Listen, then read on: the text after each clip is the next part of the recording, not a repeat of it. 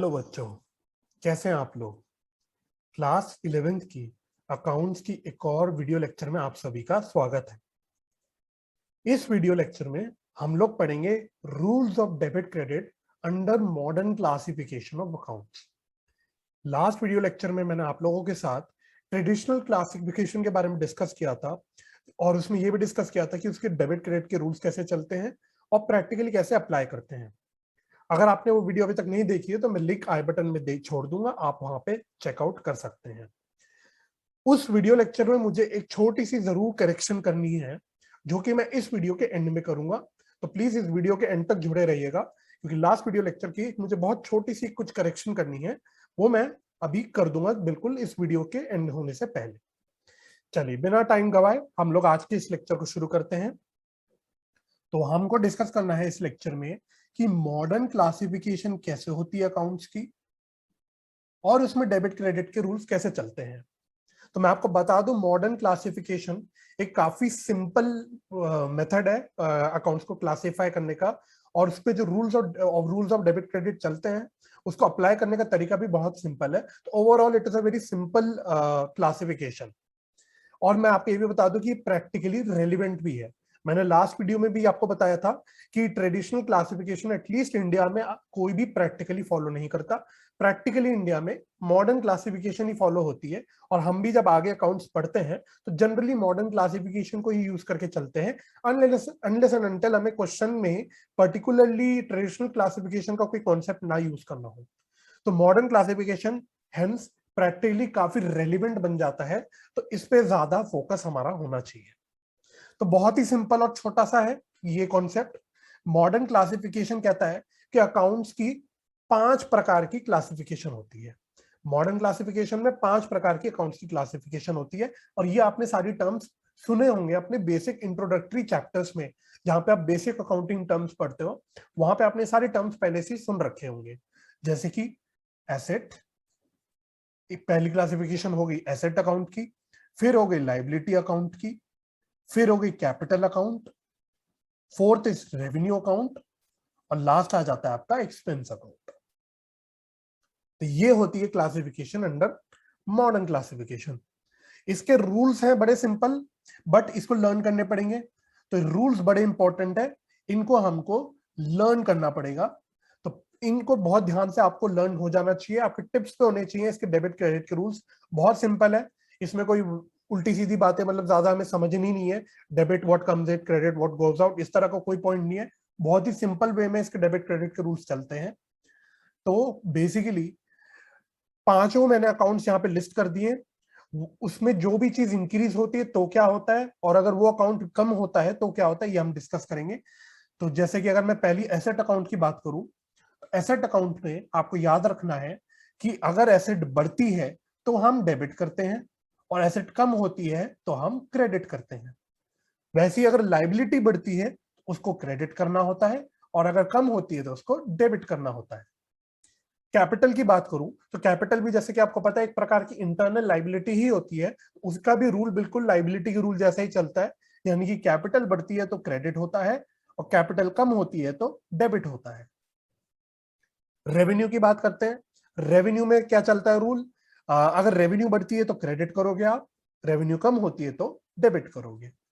And finally expense account, अगर expense बढ़ रहे हैं तो डेबिट होंगे, एक्सपेंस कम हो रहे हैं तो क्रेडिट होंगे। तो बस ये 5 रूल चलते हैं, फटाफट से समराइज कर लेते हैं, रिवाइज कर लेते हैं। एसेट बढ़ेगी तो डेबिट, एसेट कम होगी तो क्रेडिट, लाइबिलिटी बढ़ेगी तो क्रेडिट, कम होगी तो डेबिट, कैपिटल बढ़ेगी तो क्रेडिट, कम होगी तो डेबिट, रेवेन्यू बढ़ेगा तो क्रेडिट, कम होगा तो डेबिट, एंड फाइनली एक्सपेंस बढ़ेगा तो डेबिट, कम होगा तो क्रेडिट। तो बहुत ही सिंपल, बस इतना ही रूल है इसमें जो आपको पता होना चाहिए, जो आपको लर्न करना होगा। और अब हम इसको अपने बेसिक इलस्ट्रेशन में, एक दो इलस्ट्रेशंस में इसको अप्लाई करके भी देखते हैं। तो मैं कुछ प्रैक्टिकल इलस्ट्रेशंस भी मैंने यहाँ पे निकाल के रखे हुए हैं जिनको मैं आपके साथ डिस्कस करूंगा, और देखेंगे कि कैसे मॉडर्न क्लासिफिकेशन में हमको रूल्स को अप्लाई करना होता है।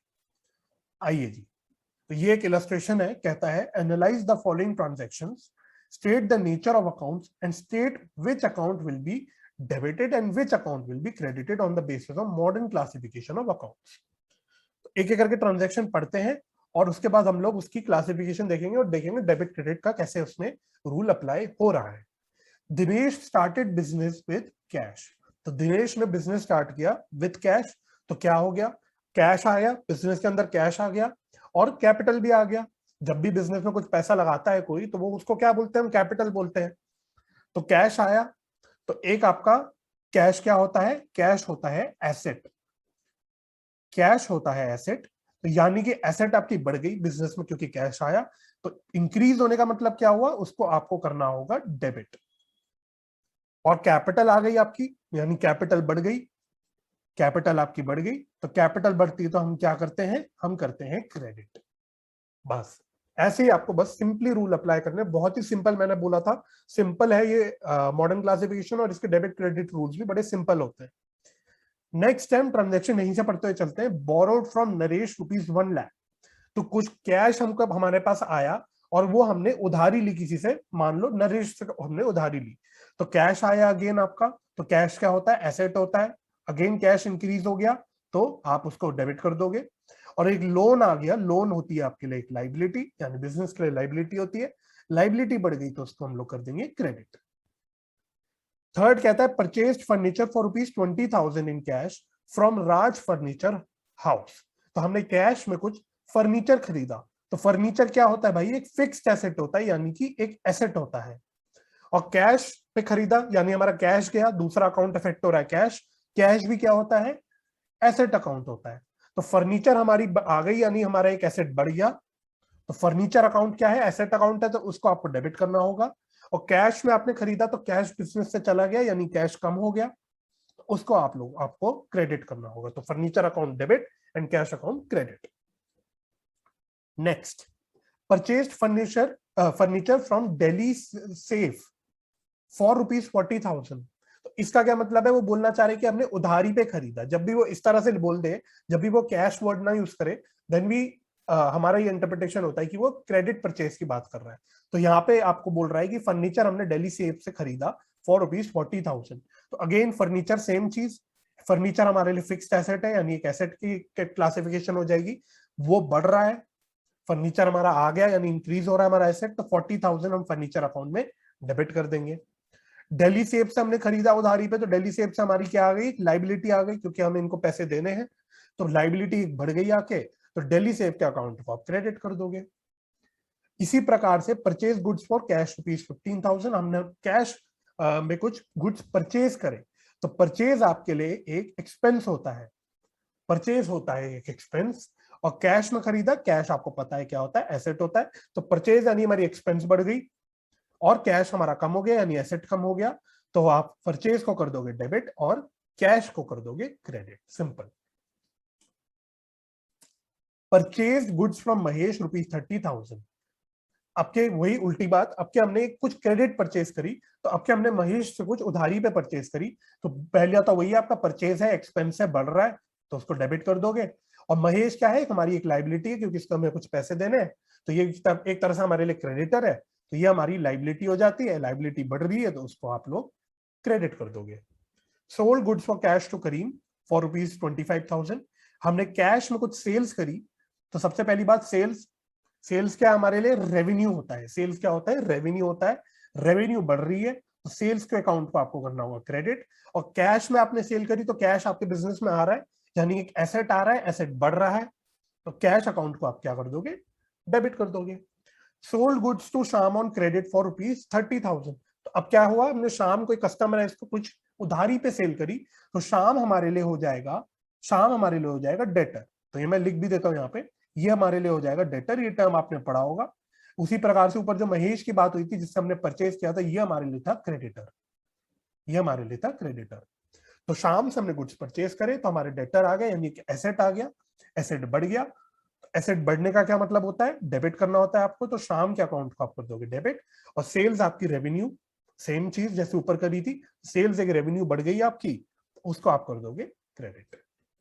9th है कैश रिसीव फ्रॉम शाम। तो शाम से हमें कुछ कैश मिला, तो कैश हमारा बढ़ गया। कैश क्या था, एक एसेट था जो कि बढ़ गया। शाम का अकाउंट क्या था, हमारे लिए एक और एसेट ही था, मतलब यहाँ पे जो हमने यहाँ पे दिया था, तो शाम एक डेटर था तो हमारा एसेट ही था। तो शाम का अकाउंट अब कम हो जाएगा, क्योंकि अब हमारा एक डेटर कम हो गया, उससे हमें कैश मिल गया, तो कैश अकाउंट को आप कर दोगे डेबिट और शाम के अकाउंट को कर दोगे क्रेडिट। और लास्ट कहता है कैश पेड टू महेश, तो महेश जिससे हमने कुछ आई थिंक गुड्स परचेज करे थे यहाँ पे, तो महेश हमारा क्रेडिटर था, तो उसको हमने कैश पे कर दिए, तो अब हमारी एक लाइबिलिटी कम हो गई और कैश चला गया बिजनेस से, तो कैश एसेट था जो कम हो गया, तो कैश को कर दोगे क्रेडिट और महेश के अकाउंट को कर दोगे डेबिट, क्योंकि लाइबिलिटी कम हो गई। सो बहुत ही सिंपल वे है डेबिट क्रेडिट के रूल्स आपको अप्लाई करना, आपको बस रूल्स पता होने चाहिए और ये आपके रूल्स आपके ऑटोमेटिकली टिप्स पे आ भी जाएंगे। वंस आपके रूल्स क्लियर हो जाएंगे तो आप इजीली कोई भी ट्रांजैक्शन में आप आइडेंटिफाई कर पाएंगे कि कौन से अकाउंट्स हैं, किस क्लासिफिकेशन के हैं, और फिर डेबिट क्रेडिट के रूल्स आप अप्लाई कर पाएंगे कि कैसे आपको कौन से अकाउंट को डेबिट करना है, कौन से अकाउंट को क्रेडिट करना है। एक और छोटा सा इलस्ट्रेशन है, इसको भी हम लोग डिस्कस कर लेते हैं जल्दी जल्दी से। अब मैं इसको बहुत फास्ट डिस्कस करूंगा, यहीं से ट्रांजैक्शंस पढ़ते जाएंगे। तो पहला तो सेम है, अनुज ने बिजनेस स्टार्ट किया कैश से, तो कैश आ गया, कैपिटल भी आ गया बिजनेस में, तो एसेट आ गया, कैपिटल आ गया, इंक्रीज हो गए दोनों चीजें, तो कैश अकाउंट को डेबिट कर दो, कैपिटल अकाउंट को क्रेडिट कर दो। अगला कहता है deposited cash into bank ₹50,000 for opening an account, तो बिजनेस ने एक अपना बैंक अकाउंट ओपन किया और कैश को बैंक में डिपॉजिट करा। तो अब इस ट्रांजैक्शन से क्या हो गया, दो चीजें आ गई, दो अकाउंट्स अफेक्ट हो रहे हैं, बैंक और कैश। तो बैंक क्या हो रहा है, बढ़ रहा है, बैंक भी एक एसेट होता है, कैश भी एसेट होता है, तो बैंक अब आपका बढ़ रहा है और कैश कम हो रहा है, तो बैंक अकाउंट को आप डेबिट कर दोगे, कैश अकाउंट को क्रेडिट कर दोगे।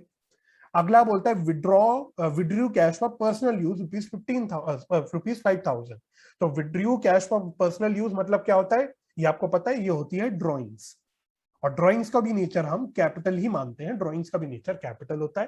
तो आपका क्या हो रहा है, अब ड्रॉइंग से क्या हो रही है, कैपिटल कम हो रही है, ड्रॉइंग से कैपिटल कम हो रही है, तो कैपिटल कम होने का मतलब हो गया आपको इस ड्रॉइंग्स अकाउंट को डेबिट करना पड़ेगा। और जो दूसरा अकाउंट इफेक्ट हुआ है वो कैश हुआ है, कैश भी कम हो रहा है, आपका कैश एसेट होता है, तो कैश अकाउंट को आपको क्रेडिट करना पड़ेगा। Withdrew cash from bank for office use, तो ये क्या है, ये कोई पर्सनल यूज के लिए नहीं विड्रॉ किया, ये हमने बिजनेस के लिए विड्रॉ करा, तो ये ड्रॉइंग्स नहीं है, इसमें भी दो अकाउंट्स अफेक्ट हो रहे हैं, कैश और bank.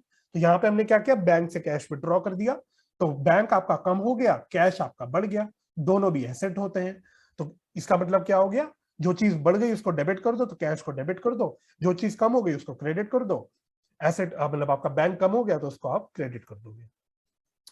Receive the cheque from debtor Sham, received a cheque from debtor Sham, तो हमें कुछ चेक मिला, चेक जो शाम के द्वारा मिला, शाम हमारा एक डेटर था, तो डेटर यानी एसेट, एसेट आपकी कम हो गई, डेटर कम हो गए, डेटर से चेक मिला तो डेटर मतलब कम हो गए, तो डेटर डिक्रीज हो गए तो उसको तो आप क्रेडिट कर दोगे, और आपके पास एक एसेट आ गया, चेक आ गया, चेक एक प्रकार से एसेट ही हो गया, क्योंकि आपके बैंक में या तो आपका ये बैंक बैलेंस बढ़ा ही देगा, तो जो आपका चेक है ये आपके लिए एक एसेट है, तो ये आपका इंक्रीज हो गया, तो इसको आप डेबिट कर दोगे, simple. Deposited Sham's cheque in next day, तो अभी हमने जो चेक पहले या तो कैश के नाम से ले लिया था या चेक्स इन हैंड के नाम से ले लिया था, अब हमने ये चेक बैंक में डिपॉजिट कर दिया, तो यानी कि अब मेरा बैंक क्या है, एक एसेट है जो बढ़ गया, और जो कैश है चेक इन हैंड जो भी इसे बोलना चाहो, ये कम हो गया, मतलब एक और एसेट है जो कम हो गया, तो जो एसेट बढ़ गया उसको डेबिट कर दोगे, जो एसेट कम हो गया उसको क्रेडिट कर दोगे। Paid to creditor Mahesh by cheque, तो हमने चेक से एक क्रेडिटर को पे किया जिसका नाम था महेश, तो यानी एक लाइबिलिटी कम हो गई, क्रेडिटर कम होना मतलब लाइबिलिटी कम हो गई मेरी, तो उसको आप कर दोगे डेबिट, और हमारे बैंक से पैसा चला गया तो एक एसेट कम हो गई आपकी, तो एसेट कम होने का मतलब उसको क्या करना पड़ेगा, credit. Paid salary to staff ₹20,000, तो हमने सैलरी पे करी, तो यहाँ पे कौन सा अकाउंट इफेक्ट हो गए, सैलरी अकाउंट और कैश अकाउंट, है ना। और अगर चेक से पे की होगी सैलरी तो बैंक अकाउंट बोल दोगे, एक ही बात है। तो सैलरी हो गया हमारे लिए खर्चा यानी एक्सपेंस, और कैश हमारा एसेट है, तो खर्चा बढ़ रहा है, एक्सपेंस बढ़ रहा है, तो उसको करोगे डेबिट, एसेट यानी कैश कम हो रहा है तो उसको करोगे credit, simple. Paid rent by cheque, तो यहाँ पे हमने बाय चेक रेंट पे किया, तो यहाँ पे कौन से दो अकाउंट इफेक्ट हो गए, एक रेंट का अकाउंट, एक बैंक अकाउंट। रेंट भी क्या होता है, खर्चा होता है, एक्सपेंस होता है जो कि बढ़ रहा है, तो उसको आपको करना होगा डेबिट, और बैंक क्या आपका एसेट है, एसेट कम हो रहा है तो उसको आपको करना होगा क्रेडिट।